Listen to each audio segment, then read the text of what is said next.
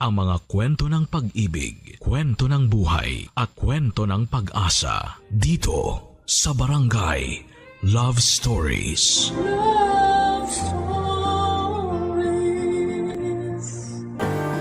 Ang mga aksyon na hindi pinag-iisipang mabuti ay nagresulta ng ating pagsisisi sa huli. Kaya nga huwag tayong maging pabigla-bigla sa mga pagpapasya. At pag-isipan natin ito ng husto. Ikaw, kabarangay, pabigla-bigla ka ba magdesisyon? Dear Papa Dudut, dala ng sitwasyon na hindi natin inaasahan at emosyon na hindi mapigilan kaya tayo nakagagawa ng mga desisyon na pabigla-bigla. Tapos ay nagsisisi tayo sa huli. Pero ika nga tao lang, nagkakamali at nadadapa rin. Ang mahalaga ay marunong tayong tumayo, magpatuloy at magpunas ng mga luha. Yan ang eksaktong karanasan na gusto kong ibahagi sa programa ninyong Barangay Love Stories, kaya napasulat ako. Ako nga pala si Clarence, 30 years old at taga Laguna. Ang ikukwento ko ay nangyari noong 20 years old pa lamang ako. College dropout ako at hindi ko lang siguro feel mag-aral, saka mahina ako sa klase kaya madalas akong nahihirapan. Kaya nga nung tumigil ako ay nagalit sa akin ang ate Terry ko. Ang kaisa-isa kong kapatid na nagpapaaral sa akin noong mga panahong yon, Papa Dudut.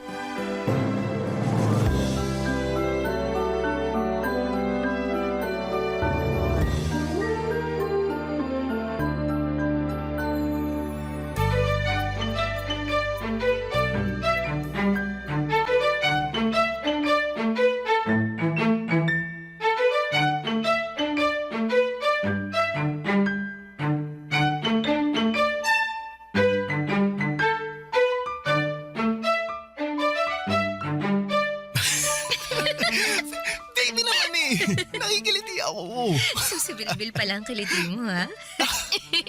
Now I know. Uy, ano ba? Tama na. Anong tama na? Aliw ako pag tumatawa ka eh. Kaya lalo pa kitang kikilitiin. Makahagikik ka naman dyan, Clarence. Ang saya-saya mo pa. Ate, nandiyan ka na pala. Magandang tanghali po, ate. Sino naman yung babaeng yan? Si Emily, ate, girlfriend ko. Girlfriend? Kailan pa naging kayo? Kaninang umaga lang po. Kasasagot ko lang po kay Clarence. Hindi kasi ako tinigilan nitong kapatid niyo eh. Sobrang kulit kaya pinagbigyan ko na. Ay, wow. Baby ko naman Huwag mo na sabihin kay ate. Ay, wow ulit. Sa harap ko pa talaga kayo naglandian, ano? Pasensya na po Hindi lang namin mapigilan eh. Di ba? Wala namang problema yun, pero wala kasing nababanggit si Clarence na may nililigawan pala siya. Kaya nga, gulat na gulat ako na may girlfriend pala siya, tapos dinala niya rito sa bahay ng hindi man lang pinapaalam sa akin. Ate, hindi naman magnanakaw si Emily. Girlfriend ko siya. Hindi ko sinabing magnanakaw siya, pero sana sinabi mo sa akin na may bisita ka pala, no? Baka nakakalimutan mo, bahay ko to. Hindi ko naman nakakalimutan at di ko rin naman inaangkin, kaya huwag kang magtaray ng ganyan. At bakit hindi? May karapatan naman ako. Nako, wag na po kayong mag-away. Hindi kasi maganda sa magkapatid yun. Ineng, wala akong pakialam sa opinion mo. Wala ka namang alam kung bakit ako nagkakaganito. Yang kasing Clarence na yan ang may kasalanan. Ibis na unahin ang pag-aaral, mas inuna pa talaga ang paghahanap ng karelasyon. Ate, hindi naman si Emily ang dahilan kung bakit tumigil ako sa pag-aaral Ayoko lang talaga. Feeling ko di ko kaya yung college. Ang sabihin mo, wala ka lang tiyaga. Dami-daming kaedad mo dyan ang gustong mag-aral, pero ikaw yung may tsansa kaso binabaliwala mo lang. Sayang naman yung binayad ko sa tuition mo ng mga nagdaang semestre. Di ka naman pala magpapatuloy sa pag-aaral. Ayan ka na naman Anong ginawa ko sa'yo? Nanunumbat ka. Dami mo sinasabi na para bang pinalalabas mo sa harap ni Emily kung gaano ka walang silbi. Bakit? Hindi ba?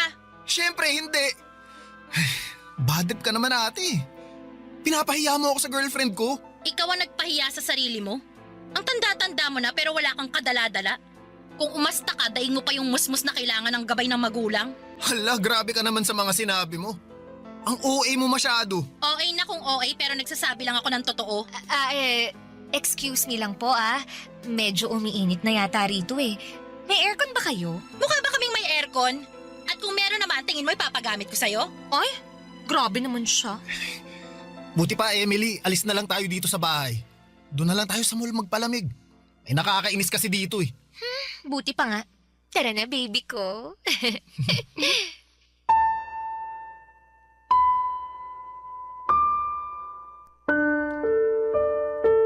Papa Dudut, hindi talaga kami magkasundo ng ate ko. Para kasi siyang galit sa mundo palagi, yun bang pinaglihi sa sama ng loob na madalas kong sabihin sa kanya. Sa edad niya kasi noong 29 ay single pa rin siya. Baka factor na walang lalaki na nagkakagusto sa kanya kaya ganon siya kasungit. Sa katunayan ay ramdam ko na pinagtsatsagaan na lamang namin ang isa't isa. Lalo't nangako siya noon sa mga magulang namin bago sila namatay, naaalagaan niya ko. Fast forward, madalas kong sabihin kay Emily na gusto ko nang umalis sa poder ni Ate Terry. Ayoko na kasi yung pakiramdam na minamanduhan lalo na at hindi naman ako bata. Marunong na akong mag-isip at magdesisyon para sa sarili ko. Kaya nga kinumbinsi ako ni Emily na umalis na sa bahay ni ate. Para patunayan sa kanya na kaya ko nang tumayo sa sarili kong mga paa, Papa Dudut.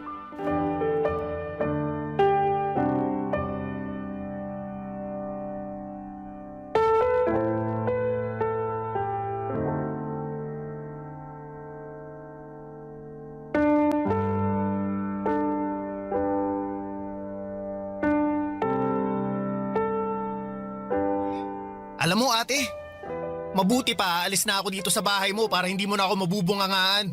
Kung hindi ka nabibingi sa sarili mong boses, pues ako binging-bingi na. At saan ka naman pupunta? May matutuluyan ka ba pag alis mo rito? Bakit parang bigla ka yatang nag-aalala sa akin? Nag-iba na ba ang ihip ng hangin? Curious lang ako kasi ang lakas ng loob mo na umalis dito, wala ka namang trabaho. Baka mamaya makita na lang kitang namamalimos dyan sa kalye. Grabe ka talaga sa akin, no? Yun naman kasi ang totoo. Porke wala pa akong trabaho at asa lang sa'yo, ganyan mo na ako pagsalitaan? Anong klaseng ate ka kung ganun? At ikaw, anong klaseng kapatid ka?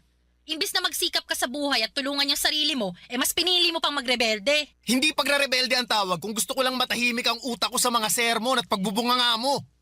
Akala mo kasi kung sino ka kung makapagsalita, di ka rin naman perpektong tao. Saka baka nakakalimutan mong ate lang kita, ha? Hindi kita magulang kaya wala kang karapatan na kontrolin ang buhay ko. Hindi ko kinokontrol ang buhay mo. Tsaka pinagsasabihan lang kita. Kung hindi mo kayang tanggapin yun, mabuti pa nga na umalis ka na sa pamamahay ko at matuto ng buhay sa labas. Tingnan natin kung hindi ka mahirapan.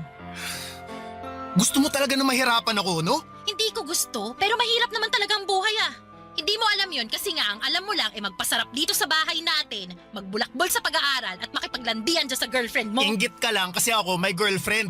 Samantalang ikaw walang nagkakagusto sa'yo. Alam mo, tingin ko, di ka na magkakaasawi kasi napakasungit mo. Para kang pinagli sa sama ng loob tapos lagi ka pang nakaangil. Pabibilang ko lang yata sa mga daliri ko nang humiti at naging masaya ka eh. Hayaan mo, pag alis mo rito, mapapadalas ng pagngiti at pagiging masaya ko. Grabe ka talaga. Buti pa si Emily may paki sa akin. Baka naaawa lang sa iyong girlfriend mo na yun Anong naaawa? Mahal ako ni Emily. At gusto niya na maging maayos ako kaya nga tinutulungan niya ako para matupad ko na yung matagal ko ng plano. Na umalis dito sa bahay mo. Ayoko na kasi talaga na makasama ka. Di umalis ka! Aalis talaga ako, hindi mo ako mapipigilan. Wow ha? Sino may sabi sa'yo na balak kitang pigilan? Gusto mo ihatid pa kita sa sakayan Ang sama talaga ng ugali mo. Ginusto mo yan, pangatawanan mo. Pangangatawanan ko talaga. Simula sa araw na to, hindi mo na ako makikita. Papa Dudut, ang daming sinabi ni Auntie Terry pero lahat ng yun ay pumasok lamang sa kaliwa at lumabas din sa kanang tenga ko.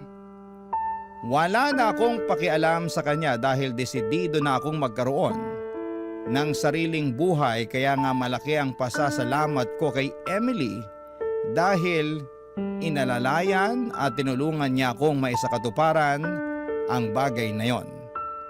Masasabi ko na sa aming dalawa si Emily talagang mas malakas ang loob na gawin ang mga bagay-bagay. Bago ako umalis sa poder ni Ate Terry ay tinulungan na niya akong maghanap ng maupahang apartment. At nakahanap naman kami noong pasok sa budget kaya masayang masaya ako. Tapos niyaya ko si Emily na lumipat doon para magkasama na kaming dalawa. Hindi na kami mapaghihiwalay ni Ate Terry, Papa Dudut. At wala na ring maninita sa amin. Barangay Love Stories. Barangay Love Stories. Papa Dudu, tuluyan ko na ngang pinutol ang koneksyon ko kay Ate Terry. Hindi ko na siya tinatawagan o tinitext kahit minsan ay nangungumusta siya.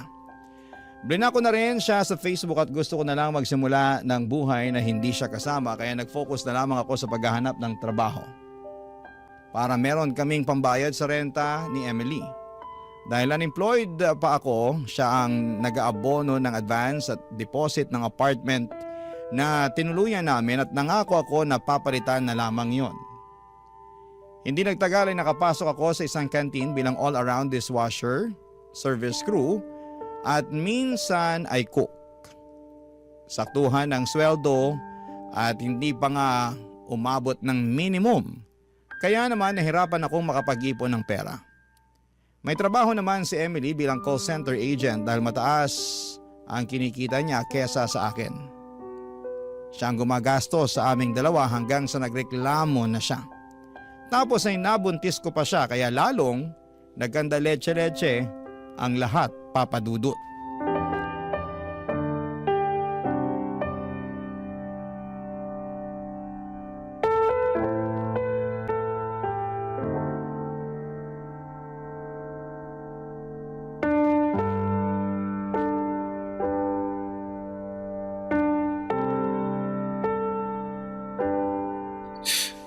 Sensya na ate. Baka sabihin mo, kinain ko mga sinabi ko ah. Wala pa nga akong sinasabi pero mukhang gano'n na nga. Wala lang kasi talaga akong matatakbuhan kaya nandito ako ngayon. Bakit di ka tumakbo doon sa girlfriend mo? Gusto ko naman tumakbo sa kanya Palayo nga lang. Nito kasing nakalipas, madalas na kaming di magkasundo. Lagi na kaming nag-aaway. Siguro ng babae ka, no? Huy, hindi Loyal kaya ako, grabe ka sa akin. Nagtanong lang naman ako. Yung tanong mo parang hinuhusgahan mo na pagkatao ko Ano ba kasing rason bakit kayo kamo palagi nag-aaway? Sa pera kasi. Liit lang kasi nung naiaambag ko kaya nagreklamo na si Emily. Nauubos daw sa amin yung sweldo niya. Hindi naman daw pwedeng ganun palagi kaso anong magagawa ko kung mababa lang talaga magpasweldo yung napasukan kong trabaho? Bakit hindi ka na lang maghanap ng ibang trabaho? Yung malaking pasweldo. Sinubukan ko naman kaso bihira tumatanggap ng high school graduate Pinag-apply din ako ni Emily sa call center pero unang interview ko pa lang, ligwak na. Di kasi ako magaling mag-English kaya ayun, di rin ako nakapasok. Nag-away pa nga kami kasi gusto niya mag-apply ulit ako pero sabi ko ayoko na, napapahiya lang ako. Medyo ang hirap nga ng sitwasyon mo. Sinabi mo pa. Tapos ngayon, buntis na si Emily. Iba ka rin, no? Nakuha mo pang buntisin yung girlfriend mo? Malamang magkasama kami sa iisang bubong Alangan namang magtitigan lang kami. Siyempre, may nangyayari sa amin. Alam mo, hindi ako interesado na malaman ang bagay na yan. Pero sana naisip mo na ang hirap ng buhay tapos nakuha niyo pa talagang mag-anak. Yun na nga. Sinisisi nga ako ni Emily kasi binuntis ko raw siya. Kaya tuloy lalo kaming nahihirapan. Ilang buwan na rin kaming di nakakapagbayad ng renta. Paalisin na nga kami pag di pa kami nakapagbayad ngayong buwan Baka sa kalsada na talaga kami pulutin ito. Ate, may ipapahiram ka ba dyan sa akin? Kahit magkano lang. Sige na. Parang awa mo na ate. Wala akong pera rito. Sige na, babayaran ko naman Maawa ka na sa kapatid mo. Wala nga. Pero kung meron man, di rin kita paihiramin Grabe naman to. Hanggang ngayon ba galit ka pa rin sa akin kasi napakasutil kong kapatid sa'yo? Siguro masayang masaya ka na ngayon na nakikita ako naghihirap Mukha ba akong masaya? Kung masaya ako, sana tumatawa ako ngayon pero hindi naman kaya wag mo akong simulan. Ang akin lang, wala akong mapapahiram at kung mapahiram ko man kayo, sigurado na sa susunod na buwan kakapusin ulit kayo. Aba, mahal magbuntis sa panahon ngayon, Clarence. Magastos, kaya mahihirapan kang bumuelo niyan. Buti sana kung tumitigil ang mga bayarin, buwan-buwan nandyan yan. Ang magagawa ko lang I-offer itong bahay. Ha? Anong ibig mo sabihin, ate? Kung gusto niyo na dito kayo tumira. Wala namang gumagamit ng kwarto mo, tsaka wala rin namang tao rito pag nasa trabaho ako. At least, wala na kayong iisiping renta buwan-buwan. Mas makakaipon pa kayo sa panganganak ni Emily. Salamat, ate, pero... Pero ano, Pero ayos lang ba talaga sa'yo? ayos lang. Tsaka, di naman din kita matitiis kahit ang tigas ng ulo mo eh. Kapatid kita eh.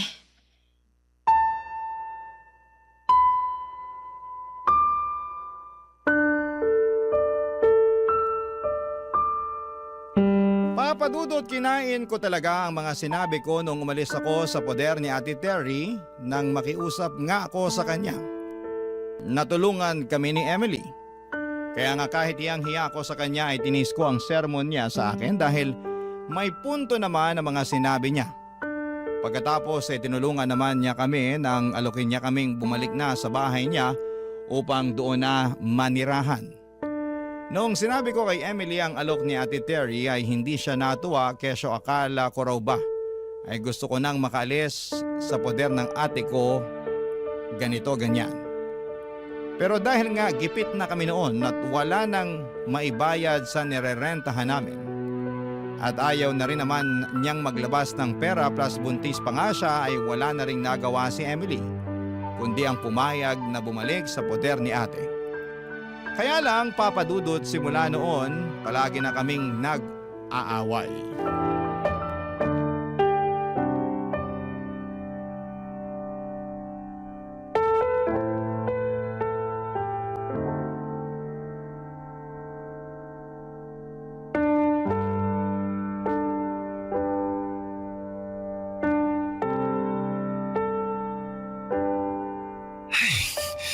Emily naman, baka mapaano si baby. Paano mapapano? Nandito lang naman siya sa tiyan ko. Alam ko naman yun, pero balik mo nga sa ubi ngayon. Kanina pa kita niyayaya kaso ayaw mo namang umalis. Ayoko nga. Tinatamad ako. Bakit mo naman katatamaran ng bagay na yun? Bakit ka ba kasi nakikialam? Ako naman ang buntis, hindi naman ikaw ah. Kaya mas alam ko kung ayos lang yung baby natin o hindi. Hindi ko kailangang magpa-OB. Gastos lang yan. Para ka namang ano eh. Ano? Sige, sabihin mo. Hindi na ba talaga matatahimik ang bahay na to? Simula nung dumating kayo rito araw-araw na lang kayo nag-aaway. Mahiya naman kayo sa akin, oh. At bakit naman ako mahihiya sa'yo? Sino ka ba? Anong sinabi mo? Huy! Emily, ano ba yung pinagsasasabi mo kay ate? Kakayamot kasi tong ate mo eh. Sabat ng sabat, hindi naman kasali sa usapan. Bastos naman pala tong babaeng to eh. Clarence, pagsabihan mo yan dahil papatulang ko yan kahit buntis yan. Sige, hindi rin kita aatrasan. O ano, halika, sabunutan tayo. Ano naman ikaw? Teka! Pwede ba? Kumalma muna kayo! Paano kakalmay napakagaganyang kinakasama mo? Bastos! Walang modo! Baka nakakalimutan nyo sinong mas matanda rito, ha? Wala kaming nakakalimutan, no? Nakakainis ka lang talaga. At ako pa talagang nakakainis? Hiyang-hiya naman ako sa'yo! Pasensya ka na ate ha, hindi lang alam ni Emily ang sinasabi At niya. ako pa talaga ang walang alam dito, ha? O sige, magkampihan kayo. Pagtulungan niyo ako. Parang tanga. Ikaw ang parang tanga. Emily, tumigil ka na! Saka pa, Anong ginawa ko? pareho kayo ng ate mo na nakakainis. Buti pa, matutulog na lang ako. Ayoko makita ang pagmumukha niyo. Mas ayaw kong makita yung pagmumukha mo! Uy, ate, pasensya ka na ha. Hindi naman sinasadya ni Emily yun eh. Buntis lang yun. Pabago-bago kasi yung emosyon. Sinasadya o hindi, bastos talaga yung babaeng yan. Matagal ko na yan napansin sa kanya eh. Akala ko magbabago pero wala man lang character development. Tapos ngayon akala mo kung sino samantalang nakikita na lang naman kayo dito. Alam mo Clarence, mabuti pa umalis na lang kayo rito kasi sumasakit lang ang ulo ko sa inyo eh. Saan naman kami pupunta kung aalis kami dito? Ewan ko, hindi ko na problema yon. Bahala na kayo. Total, abuso kayo. Lalo na yung kinakasama mo parang banu mag-isip. Ate naman eh, hindi mo na ba talaga mapagpapasensyahan si Emily? Kung pasensya lang, kotang-kota na ako sa inyo. Panahon na para ako naman ang intindihin nyo, no? Gusto ko lang ng tahimik at stress-free na bahay na uuwian ko pagkagaling sa trabaho. Pero hindi nangyayari yun dahil sa ingay nyo. Para kayong aso't pusa kung magbangayan. Mahiya naman kayo sa akin at sa mga kapitbahay natin. Papadudot, hiyang-hiya ako kay Ate Terry dahil siya na nga ang nagmabuting loob. Na patirahin kami sa bahay niya ay minasama pa ng kinakasama ko. Hindi ko alam kung dahil lamang ba yon sa buntis siya, kaya siya moody o sadyang unti-unti ko nang nakikita ang tunay na ugali ni Emily. Kaya nga para wala ng gulo ay nag-decide na lamang kaming umalis sa bahay ni Ate Terry makalipas ang 1 buwan na paninirahan doon. Tumuloy kami ni Emily sa bahay ng nanay niya. Bale, nagrenta lamang din sila ng maliit na kwarto kung saan ay kasama nila doon ang 5 pang nakababatang kapatid ni Emily sa ina.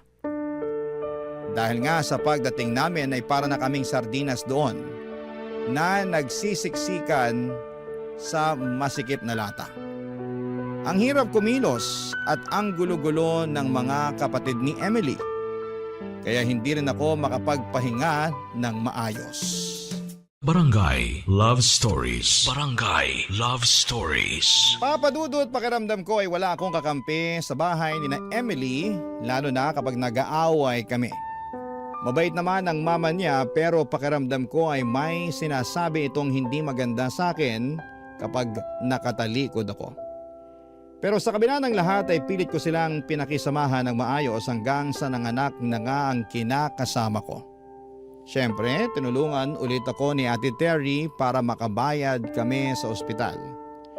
Kaya nga malaki ang pasasalamat ko sa ate kong yon dahil maaasahan talaga siya sa oras ng kagipitan. Masasabi ko na naging maayos naman ang unang 2 buwan ng pagiging magulang namin ni Emily. Hindi na kami masyadong nag-aaway noon at ang focus na lamang ay magtrabaho. Kumayod ako ng husto at sa katunayan ay madalas na nga akong mag-overtime at mag-double shift para naman malaki ang pera na maiuwi ko lalo't huminto muna sa pagtatrabaho si Emily para alagaan ang anak namin, Papa Dudut.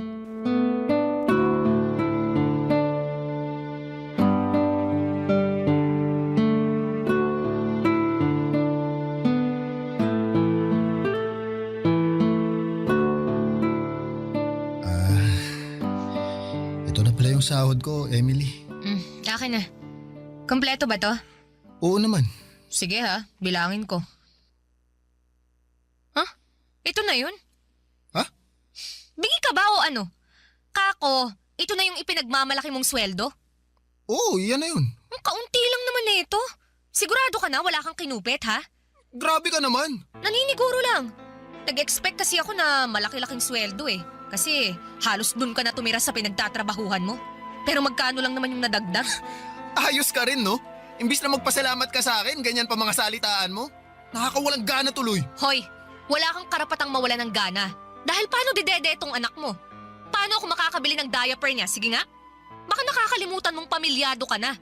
Tapos hihiritan mo ako ng ganyan. Wala akong nakakalimutan. Pero hindi mo ba ako kayang pasalamatan man lang sa ginagawa ko para sa pamilya natin? Eh bakit kita pasasalamatan? Eh responsibilidad mo yan. Inanakan mo ako kaya kargo mo kami ng anak natin. Lalo ngayon na hindi ako nakakapagtrabaho. Ay nako, kakainis naman eh. Namimiss ko na yung sweldo ko. Buti pa nung wala tayong anak. May sariling pera ako. Pero ngayon, wala. Eh sa liit ng sinesweldo mo eh, sakto lang sa pangangailangan ng anak natin. Naiintindihan ko naman na naiinis ka. Pero hindi ba pwedeng lawakan mo naman ang pangunawa mo? Nagsisikap naman ako eh. Nagtatrabaho ko ng mabuti para sa inyo. Mahirap lang talagang buhay ngayon. Ang sabihin mo, mahina kang dumiskarte. Eh buti pa yung ibang lalaki dyan oh. Ang gaganda ng trabaho, ang lalaki ng sweldo. Buti pa yung ibang babae, yung mga kinakasama nila, sitting pretty na lang sa bahay nila. Samantalang ako, oh, eto, losyang na. Tapos wala pang pera. Mali naman yata na ikumpara mo ako sa ibang lalaki. Pati na rin niya sarili mo. Mali na kung mali, pero hindi ko lang talaga mapigilang mainggit eh. Tsaka, pati ba naman yun, sisitahin mo pa? Eh bakit hindi mo nalang pagtuunan ng pansin yung sarili mong diskarte para naman umasenso ka, ha? Sabi ko naman sa'yo, nagsisikap ako, di ba? Eh hindi ko naman nakikita eh. Puro ka lang salita. Hindi mo lang talaga napapansin kasi inuuna mo pang mainggit sa iba. Oh, kita mo na? Pati talaga yon sinisita mo pa. Paanong hindi kita sisitahin nakakapikon ka na? At ako pa talagang nakakapikon? Ha? Palibhasa! Wala kang alam sa nararamdaman ko! Wala ka rin pakialam! Anong klaseng kinakasama ka? Anong walang alam at pakialam? Meron kaya? Hindi ako naniniwala sa'yo! Eh di huwag kang maniwala, problema ko ba yon? Alam mo, Pagod na ako. At gusto ko lang magpahinga kaya pakiusap. Manahimik ka na dyan. Wala akong karapatang magpahinga. Ano sinabi mo? Narinig mo ang sinabi ko. Huwag kang umastang bingi dyan. Ah! Lintik na buhay naman to! Oh! Pati itong kinakasama ko, lintik din! Ah! Papa Dudut, sobrang aburido ako kay Emily kaya hindi ko na nakontrol ang bibig ko na magsalita ng mga masasakit. Bagay na lalo lamang gumatong sa nagbabaga at mainit-init na naming away. Tapos ay kinantsawan pa kami ng mga kapatid niya at pinagpustahan kung sino sa amin ang kakampihan nila. Siyempre walang kumampi sa akin kaya lalo lamang akong nanliit at nakaramdam na pinagtutulungan nila ako. Noong hindi pa humuhupa ang tensyon sa pagitan namin ni Emily ay pumagitna na ang nanay niya para sawayin at awatin kami. Tumigil na ako pero kung ano-ano pa ring mga sinabi ni Emily kaya napiko na ako at nagdesisyon na lamang na umalis sa bahay nila. Bago ko pa mabigwasan ang pagmumuka ng kinakasama ko. Tapos pumunta ako sa bahay ni Ate Terry. Para kung bata na nagsumbong sa kanya kaya naman galit na galit siya. Kasi inaapi na raw pala ako doon. Gusto niya sanang sumugod kina Emily para raw sa bunutan ng kinakasama ko kesyo wala siyang pakialam kung hindi pa nagtatagal simula ng mga anak ito. Pero inawat ko na lamang si ate at pinakiusapan na pabayaan na lamang niya akong magpahinga sa bahay niya. Kinabukasan, Papa Dudut, ay doon na ako umuwi kina Emily at sermon agad ang pinaalmusal niya sa akin.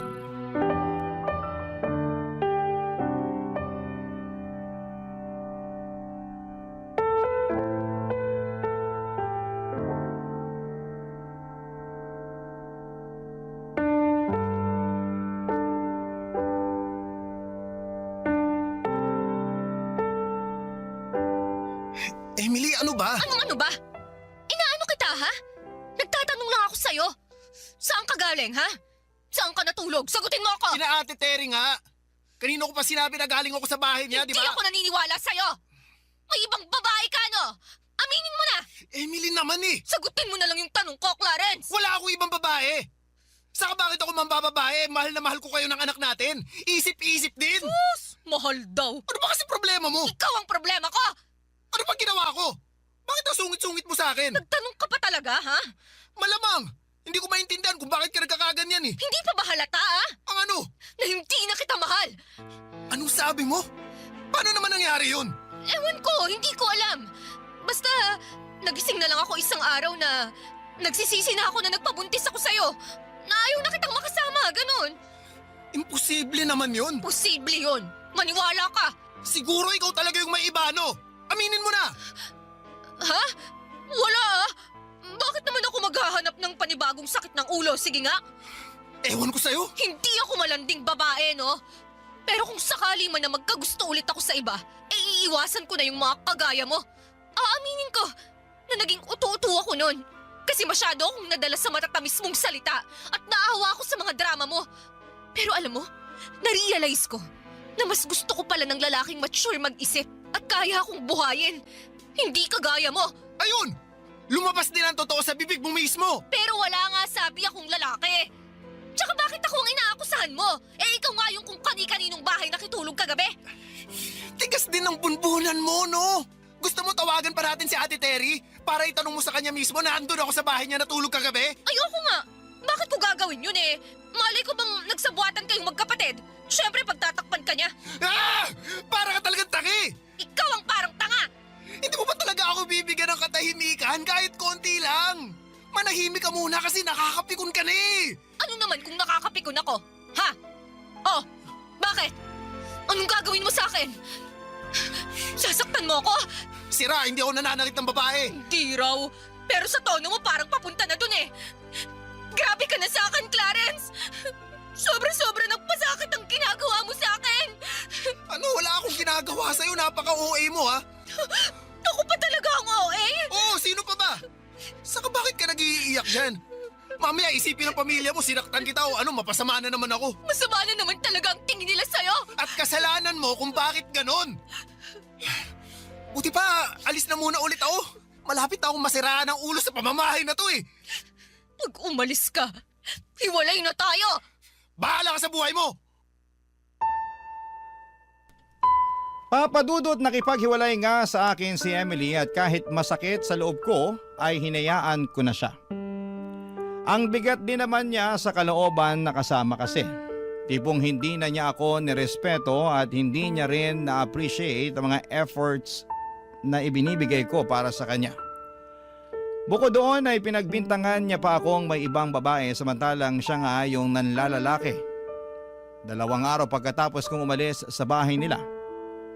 Maging si Ate Terry ay hindi rin makapaniwala sa kinahandungan ng aming relasyon. Pero isa lang ang nasabi niya. Confirm daw na malandi ang dati kong kinakasama. Wala na naman akong pakialam kay Emily. Ang habol ko lang ay ang anak ko na nakikita ko ng 1 beses sa loob ng 1 linggo. Nag-focus na lamang ako sa pagtatrabaho at pagpapaunlad sa aking sarili para masustentuhan ko ang aking anak at mabigyan siya ng maayos na kinabukasan. Hanggang dito na lamang po ang sulat ko, Papa Dudut. Maraming salamat po sakaling mapili niyong i-ere sa programa ninyong Barangay Love Stories. More power po sa inyong programa at sa inyong istasyon. Ang inyong forever, kapuso at kabarangay, Clarence. Kwentuhan naman tayo dito sa comment section. Ang mga kwento ng pag-ibig, kwento ng buhay at kwento ng pag-asa dito sa Barangay Love Stories. Love Stories. Hanggang kailan ka nga ba magiging pangalawa sa taong lagi mong inuuna? Hanggang kailan ka papayag na maging isang taong tinatakbuhan lang?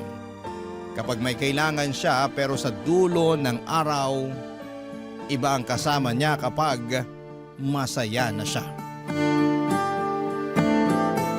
Dear Papa Dudut, itago niyo na lamang po ako sa pangalang Essie.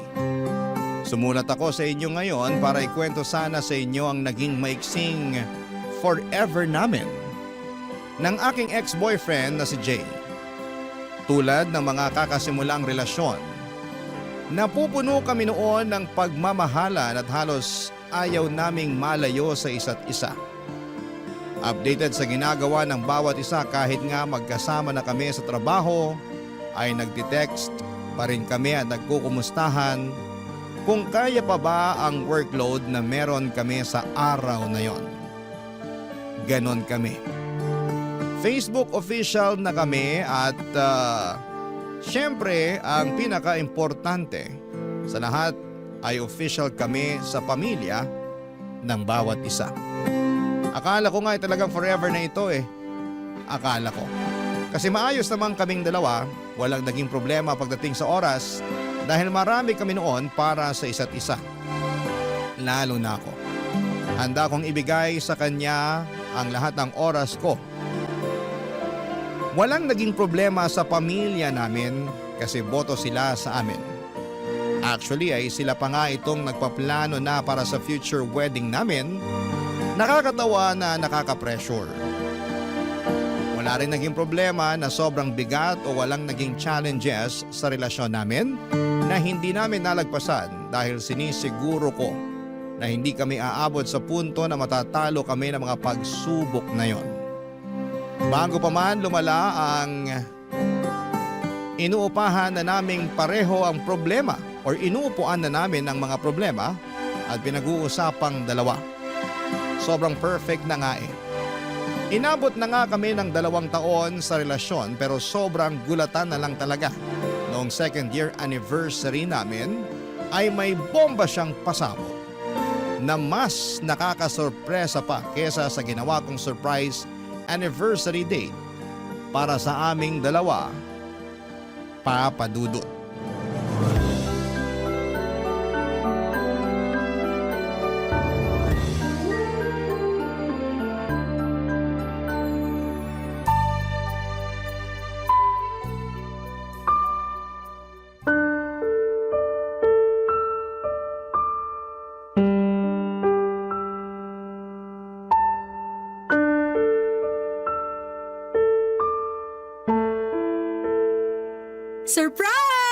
Happy anniversary, babe!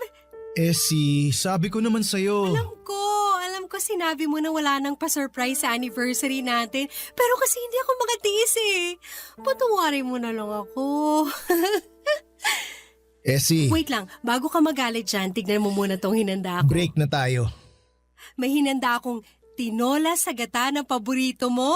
Essie! Narinig ko. I'm sorry kasi dapat kahapon ko pa sinabi to eh. Kung alam ko lang na maghahanda ka ng ganito, di sana. Bakit?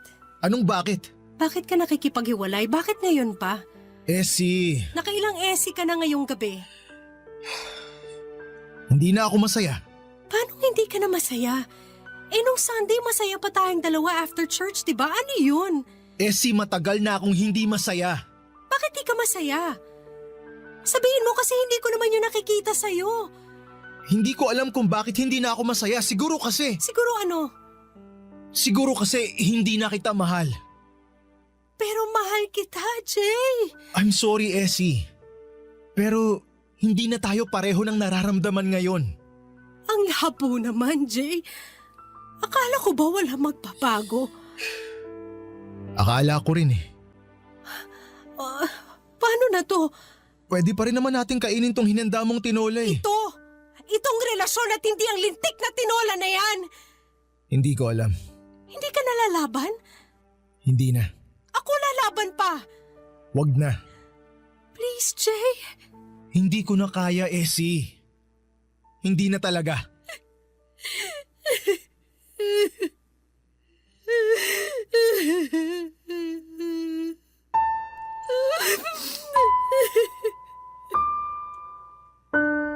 Papadudot ako ang nasurpresa noong gabi ng anniversary namin ni Jay. Iyak ako ng iyak na hindi niya ako mapatahan pa. Umalis siya nang hindi nagpapaalam dahil hindi na rin niya alam ang gagawin at makalipas nga ang ilang oras ay tumawag ito para humingi ng sorry sa mga nangyari. Akala ko noon ay makikipagbalikan na ito kasi natauhan na pero hindi, papadudot. Tumawag ito para sabihin na sana ay hindi pa rin kami mag-iwasan. Na sana sa opisina lalo ay makakapag-usap pa rin kami tulad ng dati dahil hindi naman pwedeng mag-isa sa amin na i-give up ang trabaho dahil lang nagkahiwalay kaming dalawa. Na sana'y kahit na hindi na kami magkarelasyon ay matatakbuhan pa rin namin ang isa't isa tulad ng dati. Tulad dong magkaibigan pa lamang kaming dalawa, papadudot. Hindi ko nasabi sa inyo na bago kami maging magkarelasyon ni Jay ay naging mag-best friend kaming dalawa. Since college, takbuhan na namin ang isa't isa lalo na kapag may problema. Lalo na siya. Lagi ang tumatakbo sa akin kapag may kailangang tulong at andon naman ako para saluhin siya. Nasanay siyang ganon sa akin hanggang sa maging kami. Kaya siguro kahit ngayon na magkahiwalay kami ay gusto pa rin itong maging ganon kami sa isa't isa. Takbuhan kapag may problema at pumayag ako rito. Pumayag akong bumalik kami sa pagiging mag-best friend kung ito ang paraan para hindi siya mawala sa akin dahil aaminin ko na hindi pa ako handa na mawala siya. Baka sa ganitong paraan ay bumalik yung nawala niyang feelings. Baka makita niya ang halaga ko. Kaya pumayag ako. Naging best friend niya ulit ako, papadudot.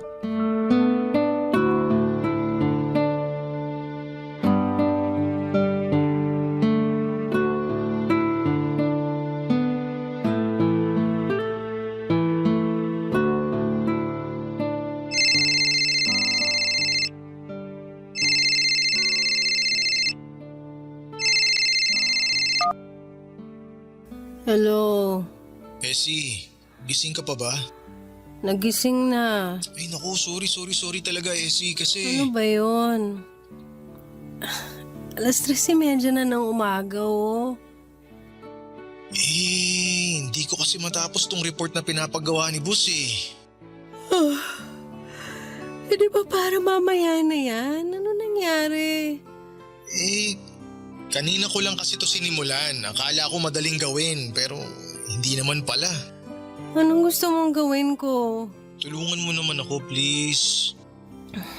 Hindi kita kayang tulungan kung over the phone lang, Jay. Eh di, pumunta ka rito. Sige na, Essie, please. Please, Essie, please. Ano ba naman, Jay? Mag-alas 4 na eh. Please naman, Essie, oh.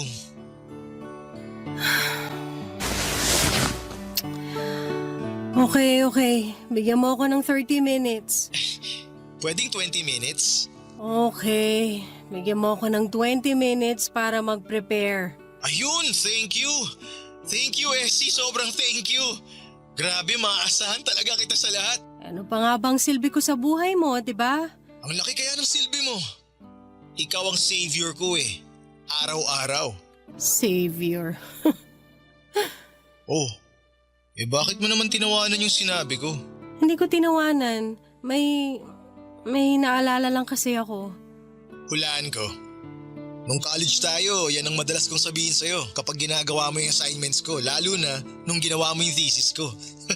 At marami pang iba. Ay, kaya nga thank you kasi kahit hindi na tayo, nandyan ka pa rin. Masasandalan, maaasahan. Best friend. Sabi naman sa'yo mas maganda na ganito tayo kaysa… Huwag mo na ituloy ang sasabihin mo para maibaba ko na tong phone at makapag-prepare na ako. Ay, oo nga pala. O paano? See you. See you.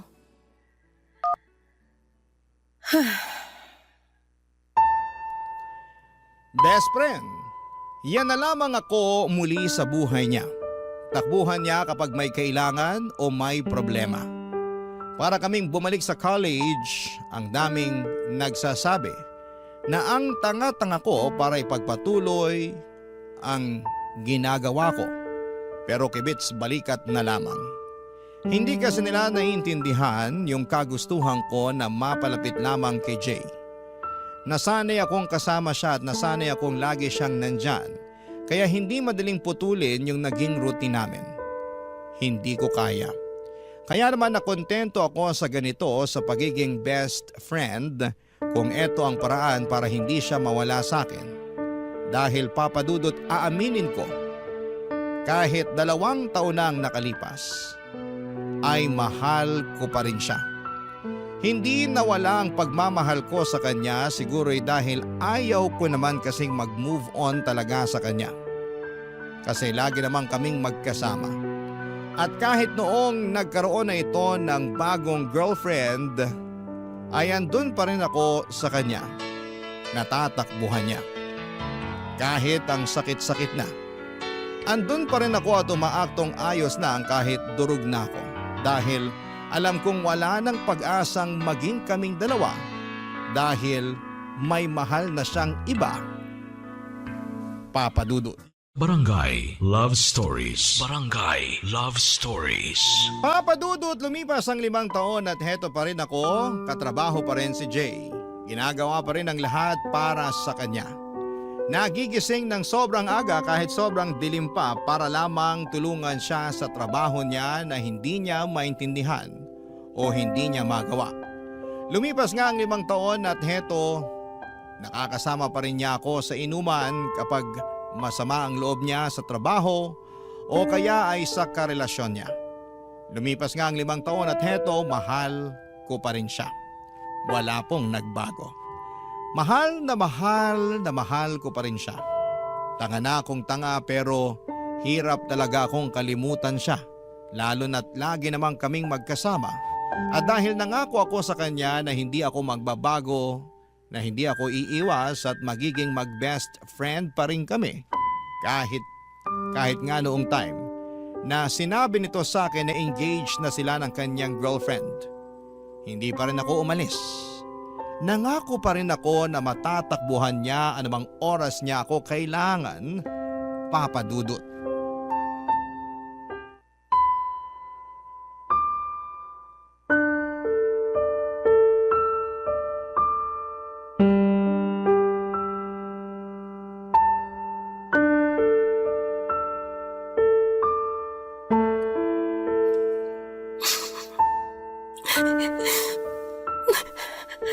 Oh, bakit ka umiiyak dyan? masaya. Masaya kasi ako para sa'yo. Masaya ka ba talaga? Tingnan mo nga, namumugto na yung mga mata mo kay iiyak dyan, oh. Hindi. Ganito lang ako magpakita ng saya. Masaya ako para sa'yo, Jay. Masaya ako na ikakasal ka na. Alam mo, masaya rin ako. Sobra. Siya na yung babaeng pangarap ko eh. Siya na yung gusto kong makasama araw-araw. Alam mo yun? Alam mo ba yung ganong pakiramdam? Alam ko. Sus, alam mo ba talaga? Eh wala kang ang love life ngayon eh. Wala man akong boyfriend ngayon pero naramdaman ko naman yan. Dati. Sa'yo.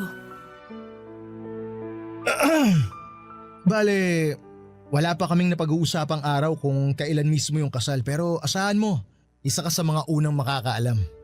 Nako, kahit wag na, hindi naman ako importante para sa kasal niyo eh. Hindi no? Best friend kita. Kailangan nandun ka. Sasabihin ko sa kanya na gawin ka pang ang abay. Wag mong gawin yan. Ayos lang ako kahit nga hindi na ako pumunta eh. Uy, nasa na yung pangako mo na makakasama kita lagi? Pero kasal mo yun, Jay. Eh ano naman ngayon? Mahalagang araw yun para sa akin. Dapat nandun ka. Pero kasal mo yun. Eh ano nga ngayon kung kasal ko yun? Ex mo ko. Best friend na kita ngayon. Ang tagal na nating wala. Eh lagi na nga tayong magkasama eh. Hindi na tayo naiilang sa isa't isa tulad ng ibang mag-ex dyan. Iba tayo, okay? So dapat pumunta ka. Jay, hindi ko kaya.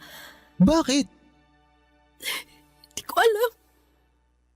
Ay nako, nabigla ka lang siguro. Tara, libre kita ng kape. Tulungan mo na rin ako sa mga dapat tsaka mga hindi ko dapat gawin sa kasal. Okay ba yun? Jay, please. Eh alam ko na ang gusto mong sabihin. Gusto mo iwasan at layuan mo na ako dahil engaged na ako. Hindi naman ako manhid eh. Hindi naman kasi ang dapat eh. Pero di ko kaya yun. Hindi mo kaya? Oo. Kasi nasanay na ako na nandyan ka. Hindi ko alam kung makakayanan ko ang araw-araw na wala ka. Pero… ituloy mo pa rin yung pangako mo. Huwag kang mawawala sa tabi ko. Nandyan ka lang para matakbuhan ko. Para matulungan ako. Diyan ka lang. Walang dapat magbago kahit ikasal pa ako. Kahit magkaanak pa ako at magkaapo. Diyan ka lang. Ha? Okay.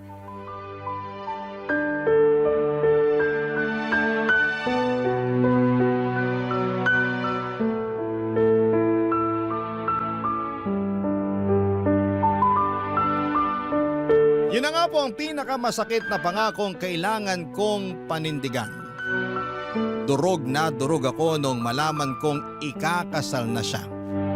Parang biglang nawala na ako ng pag-asa na magiging kami pa. Kasi nung magkarelasyon pa lamang sila ng girlfriend niya ay okay pa. Pwede pang umasa kasi hindi pa naman sila kasal pero iba na ngayon. Engaged na sila at papunta na doon sa forever nila. Alam ko dapat at pinanindigan ko na lamang yung tumatakbo sa utak ko na dapat ay umiwas na ako kahit na ayaw pa niya. Oras na rin para makapag-move on sa kanya pero hindi ko nagawa. Kasi nung tumingin ako sa mga mata niya noong narinig ko ang mga pakiusap niya na huwag akong mawawala ay para akong natameme. Na dapat na sa tabi lamang niya ako, lahat ng plano ko na lumayo ay nawala at pumayag ako sa kagustuhan niya. Ang mga kong hindi ako aalis. Na forever akong nasa tabi niya at forever niya akong matatakbuhan kapag kailangan niya ng forever best friend. Hindi ko po alam, Papa Dudut, kung hanggang kailan ako masasanay sa ganito. Hindi ko alam kung makaka-move on na ba ako sa kanya at matatanggap na ang katotohanan na mag-best friend na lamang kaming dalawa.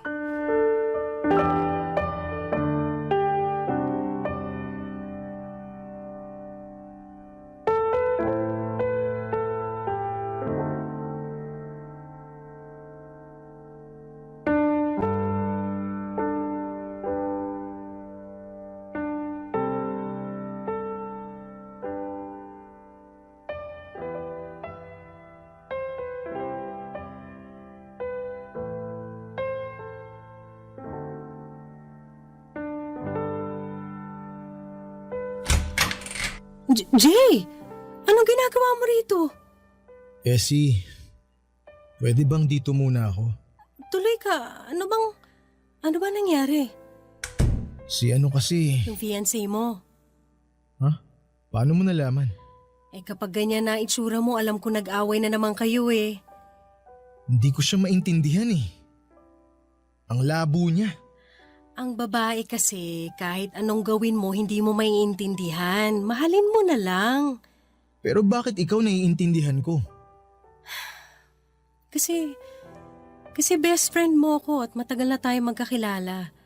Ang hirap niyang intindihin. Lagi na lang ako yung nag-a-adjust. Paano naman ako? Kailangan ba lagi ako yung may malawak na pangunawa? Bakit siya hindi niya magawa yun para sa akin? Nagmumukha akong sunod-sunuran sa mga gusto niya eh. Siya lagi yung nasusunod. Para tuloy akong aso. Naiintindihan kita. Ay, buti ka pa. Ha? Buti ka pa naiintindihan mo ako. Buti ka pa ramdam ko na hindi ako nag-iisa kapag kasama ka. Buti ka pa. Jay, maaayos nyo rin yan. Away lang yan. Pero paulit-ulit na lang kasi. Pag-usapan nyo lang, maayos din yan. Mabuti pa tara na lang dun sa sala at ipagtitimpla kita ng kape. Pag-usapan natin yan hanggang sa gumaan ang pakiramdam mo. Ay, salamat Essie ah. Paulit-ulit ka na lang sa pasasalamat dyan. Ayos lang, gano'n naman talaga eh. Paanong ganun? Ito na yung role ko sa buhay mo. Maging best friend mo. Takbuhan mo nga ako sa lahat, di ba? Di ko alam ang gagawin ko kapag wala ka. Kaya please Essie, huwag kang mawawala ah. Oo. Mag-promise ka. Kasi Essie, hindi ko makakayanan ng mag-isa. Kailangan kita. Kailangan kita, Essie. I know. Kape na? Yes, please. Thank you, Essie.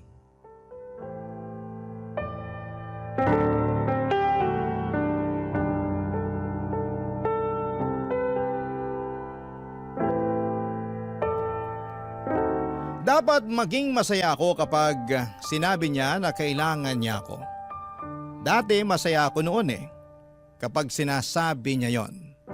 Kapag nagpapasalamat siya at sinasabi niya na masaya siya na nandun ako lagi para sa kanya.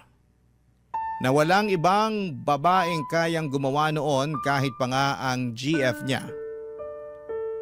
Hindi kayang gawin ang ginagawa ko. Pero ngayon, kapag naririnig ko ang pasasalamat niya sa akin, kapag napapakinggan ko na sinasabi niya na kailangan niya ako, na hindi niya kayang mawala ako ay parang nadudurog ako ng paunti-unti. Kasi alam ko na hanggang doon na lamang yon. Hanggang takbuhan lamang ako kapag may kailangan at problema siya. Hanggang doon lamang ako. Hanggang best friend lamang niya ako. Ikakasal na siya, mahal na mahal niya ang babaeng pakakasalan niya at alam ko, kahit ako pa ang takbuhan niya sa lahat ay hindi ako ang babaeng ihaharap niya sa altar. Ang hirap naman ng ganito, Papa Dudut. Sarili kong kwento, sarili kong love story. Pero hindi ako yung leading lady. Sa sarili kong love story ay best friend lamang ang role ko sa buhay ng lalaking pinakamamahal ko. Habang pinagmamasdan ko ang leading man ko na masaya sa pinili niyang leading lady. Sa sarili kong kwento. Barangay Love Stories. Barangay Love Stories. Papadudot, pakiramdam ko ay para akong kabit kay Jay. Pero isang kabit na ako lang ang nakakaalam. Yung pinupuntahan niya lagi kapag may problema sila ng fiancé niya at yon ang pinakaayaw ko sa lahat. Nang dahilan kung bakit siya lumalapit sa akin. Parang mas lalo niyang pinaparamdam sa akin na talagang wala na akong dapat pang asahan sa kanya. At ang pinakamasakit pa rito, Papa Dudut, ay wala akong lakas ng loob para sabihin sa kanya na nasasaktan ako sa ginagawa niyang paglapit at alam kong wala na akong karapatan na sabihin ito sa kanya. Dahil nangako ako na nandito lamang ako para sa kanya kahit sobrang sakit na. Sobrang sakit, Papa Dudut.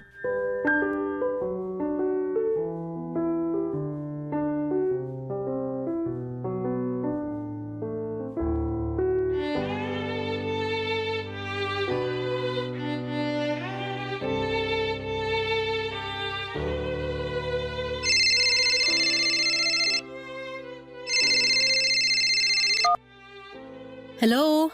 Hi Essie, naistorbo ba kita? Hindi naman. Bakit? Wala naman, gusto lang kitang kumustahin. Kumustahin ako? O bakit parang nagulat ka? Wala lang. Kala ko kasi may kailangan ka eh. Nanibago lang. Grabe naman to.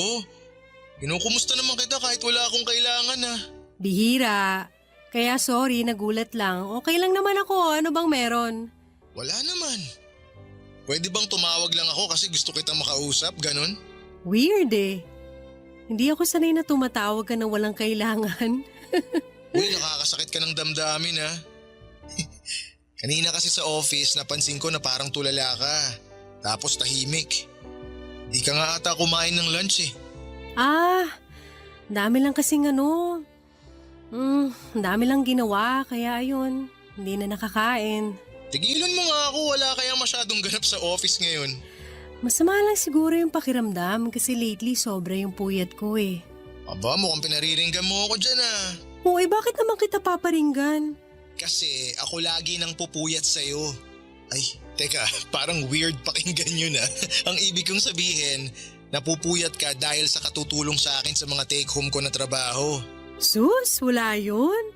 Ilang years ko na namang ginagawa yan, sanay na ako. Parang masama ata loob mo Pero Essie, sobrang thank you Ano bang nakain mo at ganyan ka ngayon ha? Wala naman. Bigla lang kasi kitang naisip ngayon. Tapos naalala ko yung mga pinagdaanan natin nung naging tayong dalawa. Naalala mo nung nag-away tayo dahil nagsiselos ako dun sa isang katrabaho natin? Si Fred? Sus, paano ko makakalimutan yun? Binlock mo pa ako sa Facebook nun sa sobrang selos mo. Pero in-unblock din kita kinagabihan, no? Kasi sabi mo natatakot ka na kapag hindi kita ka-chat, kami ni Alfred yung mag-usap. Praning ka! Sus, ikaw nga rin tong praning Naalala mo si Camille, yung naging kapitbahay ko?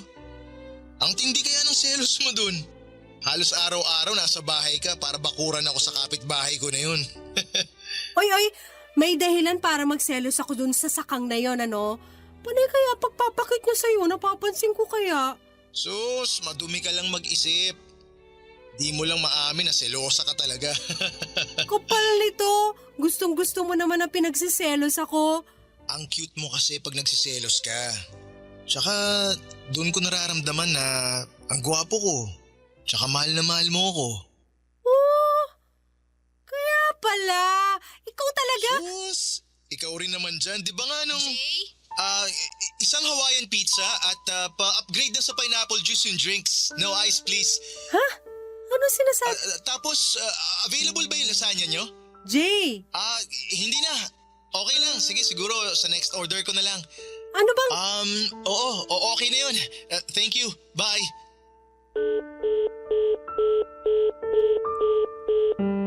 Hindi ko alam kung ano yung naging usapan namin yon ni Jay.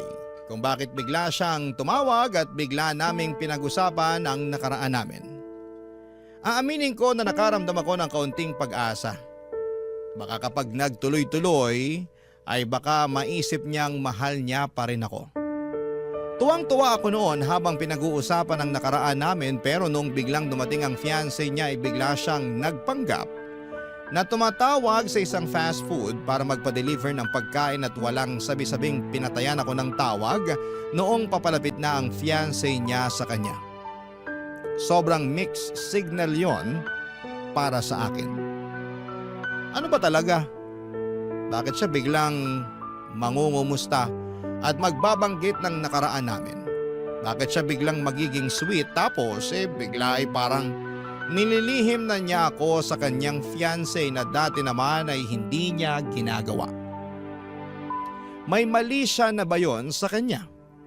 Gusto kong pag-usapan namin kung ano ba yung nangyari sa amin pero pagkatapos noon ng pag-uusap namin yon ay umiwas na ito sa akin at hindi ako manhid para maramdaman yon. Pero sa tingin ko ay maganda na rin yon para maka-move on na rin po ako sa kanya. Baka yun ay hinihintay ko para tuluyan na siyang makalimutan kasi hindi ko kayang ako ang magsimulang umiwas sa kanya. Siguro inabot ng 2 linggo ang hindi namin pagkikibuan hanggang sa isang araw ay bigla na lamang itong pumunta sa bahay, Papa Dudut.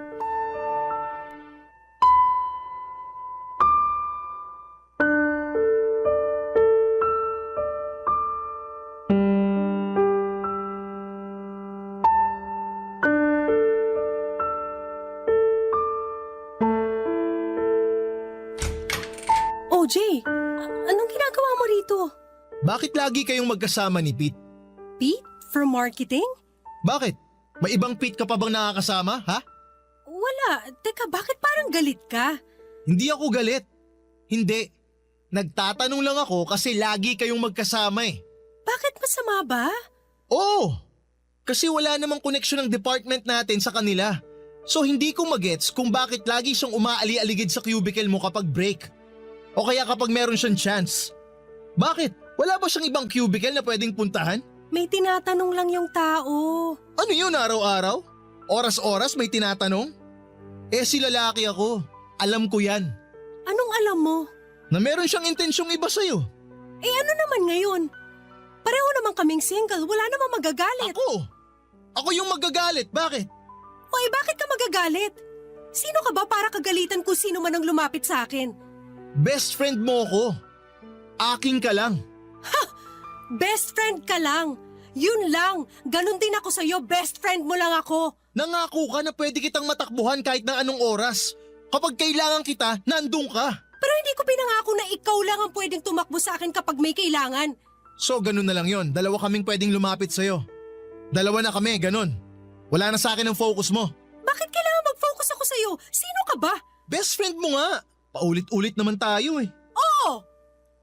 Uulit-ulitin ko yan hanggang maintindihan mo na best friend ka lang at best friend lang ako at sana alam nating pareho ang limitasyon na yon. Yung Pete ang bigyan mo ng limitasyon dahil mas nauna ako sa'yo. Nauna ka pero tapos ka na, tandaan mo yan. Wala kang karapatan para pagbawalan ako na lumapit o lapitan ng mga tao kasi hindi mo ko pag-aari. Pero nangako ka. Nangako ka rin naman dati, di ba? Walang iwanan. Tayo lang forever. O asa na yon? Bakit? Ikaw lang ba may karapatang bumali ng pangako? Hindi mo naiintindihan yung punto ko eh. Ikaw ang hindi makaintindi sa sitwasyon natin at sa limitasyon natin, Jay, hindi ako. Limitasyon? Walang limitasyon sa atin. Dati siguro oo nung baliw na baliw ako sa'yo pero ngayon, bibigyan ko na ng limitasyon ng sarili ko sa'yo. Bakit? Dahil ba kay Pete? Dahil nakahanap ka na ng ibang matutulungan mo? Ng ibang mamahalin? Ha? Ganun na lang yon? Hindi dahil kay Pete. Dahil sa akin. Pagod na ako. Jay, pagod na ako. Pagod na ako na lagi mo na lang nilalapitan kapag may kailangan ka. Pero anong kapalit nun? Pag-atras ko sa pag-move on. Pagod na ako na maging okay na best friend mo na lang kasi hindi talaga siya okay. Masakit ng sobra. Ilang taon na kaya please lang. Hayaan mo naman ako maging masaya ulit. Hayaan mo na lang na makalimutan kita at magpapasalamat ako kung hahayaan mo akong gawin yun, Jay, kasi mahal pa rin kita pero Please, tama na. Tama na. Essie! Umalis ka na. Please, umalis ka na. Essie naman, pag-usapan muna natin to. Sandali! Teka! Essie! Essie, ano ba? Essie, buksan mo tong pinto. Kinakausap ko kita eh.